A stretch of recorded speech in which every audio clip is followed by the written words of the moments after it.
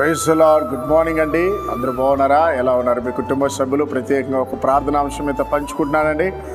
Japan దేశంలో గడిచిన వారం నుంచి విపరీతమైనటువంటి తుఫాను, సునామీ వల్ల ఆ దేశం పరిస్థితి అతలాకుతలంగా ఉంది. అక్కడ ఉన్న ప్రజలందరూ కూడా అల్లకొల్లలంగా ఉన్నారు. కొంతమంది ప్రాణాలు పోగొట్టుకుంటున్నారు, కొంతమంది బిక్ని బ్రతుకుతున్నారు. మన ఈ దేశంలో, ప్రపంచంలో ఎక్కడ ఏం జరిగినా కూడా క్రైస్తవులుగా, దేవుని బిడ్డలుగా వాళ్ళ కోసం మనము ప్రార్థించాలి. దయచేసి జపాన్ ప్రజల కొరకు ప్రార్థించాల్సిందిగా మనం చేస్తున్నాం. రండి కలిసి దేవుని వాగ్దాన్ని చూద్దాం. కీర్తనలో 59వ కీర్తన 1వ వచనం, నా దేవా నా శత్రు చేతుల నుండి నన్ను తప్పించము. ప్రియులారా, శత్రువులు ప్రతి ఒక్కరికి ఉంటారండి. దేవుడిని ఎవరైతే ఆశీర్వదిస్తారో వారికి ఖచ్చితంగా శత్రువులు ఉంటారు. నువ్వు అవునన్నా కాదన్నా, నువ్వు ఎదిగే కొద్దికి నీ చుట్టూ శత్రువులు తయారవుతారు. నువ్వు ఎవరికి ఏ ద్రోహం చేసిండవు, ఎవరికి అన్యాయం చేసిండవు, కానీ ఏమో నువ్వు మంచి చేసినా అది నీకు నీకు కీడుగా మారిపోతుంది. కావాలని నీకు శత్రుత్వం లేస్తూ ఉంటారు. నీ బంధువులే, నీ రక్త సంబంధులే. ఒక్కోసారి మన కుటుంబంలోనే మనకి శత్రులుగా తయారవుతుంటారు. ఒక్కోసారి మన రక్త సముద్ర శత్రులుగా తయారవుతుంటారు. సో మన మీద పగ పెంచుకుంటారు, మన నాశనాన్ని వాళ్ళు కోరుతూ ఉంటారు.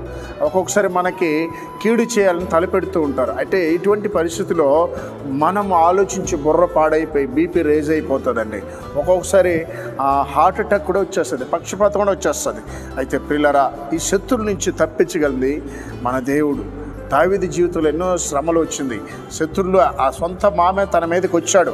అయితే దావీదు ఏం చేశాడంటే దేవునికి ప్రార్థన చేశాడు, ప్రభా మా మామయ్య చేతుల నుంచి నన్ను రక్షించు, నా శత్రువు చేతుల నుంచి రక్షించు, తప్పించను. ఈరోజు ఉదయకాలన నువ్వు కూడా ప్రార్థించి, నీకు ఎవరైతే శత్రువులు ఉన్నారో వారి నుంచి నా దేవుడు తప్పిస్తాడు, వారి నుంచి నీకు భద్రత కల్పిస్తాడు. కాబట్టి మీ ఆఫీసులో కావచ్చు, మీ వ్యాపారంలో కావచ్చు, ఇదిగో మీ బంధువుల దగ్గర కావచ్చు, శత్రువులు ఉంటారు. భయపడకండి. సేవా జీవితంలో నాకు ఎంతోమంది శత్రువులు ఉన్నారు. నేను ఎవరికి కీడు చేయలేదు, కానీ అయినా శత్రువులు తయారవుతూనే ఉన్నారు. వాళ్ళని క్షమిస్తాను, వాళ్ళని ప్రేమిస్తాను. వారి నుంచి దేవుడు నన్ను తప్పిస్తూ ఉంటాడు. కాబట్టి ప్రార్థించేద్దామా?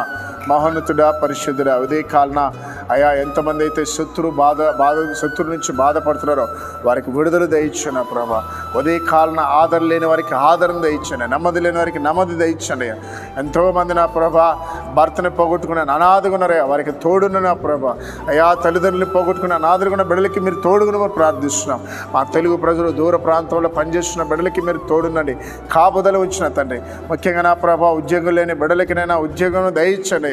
వివాహం కాని బిడ్డలకి వివాహాన్ని దయచ్చండి ప్రభా. గర్భఫలం లేని బిడ్డలకి గర్భఫలం దయచ్చని ప్రార్థిస్తున్నాం. ఉదయకాలం పుట్టినరోజు వివాహం దినం జరుపుకున్న బిడ్డలు దీవించమని యేసు నామములో ప్రార్థిస్తున్నాం తండ్రి. ఆమేన్.